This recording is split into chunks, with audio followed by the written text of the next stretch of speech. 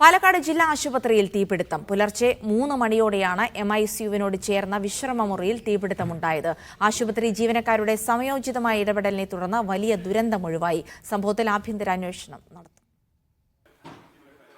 രേഖകളും മരുന്നുകളും സൂക്ഷിച്ച മുറിയിലാണ് തീപിടുത്തമുണ്ടായത്. ഈ മുറിയുടെ സമീപത്ത് വാർഡാണ്. മുകളിൽ MICU ഉണ്ട്. തീ പടർന്ന ഉടനെ രോഗികളെ അതിവേഗത്തിൽ കെട്ടിടത്തിൽ നിന്നും മാറ്റി. ഇതോടെ വലിയ ദുരന്തം ഒഴിവായി. ഫീമെയിൽ വാർഡിലാണ് തീ കത്തി വന്നത്. ഇവിടുന്ന് വന്നപ്പോൾ ഭയങ്കര ലൈറ്റ് കാര്യങ്ങൾ തീ ആഞ്ഞു കത്തുന്നു. അന്നേരം വേഗം എല്ലാവരും വിളിച്ചു ചേർത്ത് പുറത്തേക്ക് ഇറക്കി. ഒരു 3:10 ആയപ്പോഴേക്ക് ഇവിടുന്ന് എല്ലാ ആൾക്കാരും പുറത്തേക്ക് ഇറക്കി. പിന്നെ ഭയങ്കര കത്തിലായിരുന്നു. പാലക്കാട് ഫയർഫോഴ്സിന്റെ 2 യൂണിറ്റ് എത്തിയാണ് തീ അണച്ചത്.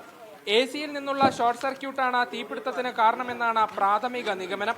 മുറിയിലുണ്ടായിരുന്ന രേഖകളും മരുന്നുകളും പൂർണ്ണമായും കത്തി നശിച്ചു. അതിനിടെ സംഭവത്തിൽ ആഭ്യന്തര അന്വേഷണത്തിന് ആശുപത്രി സൂപ്രണ്ട് ഉത്തരവിട്ടു.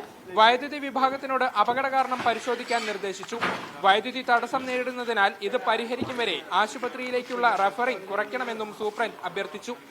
മീഡിയ 1 പാലക്കാട്.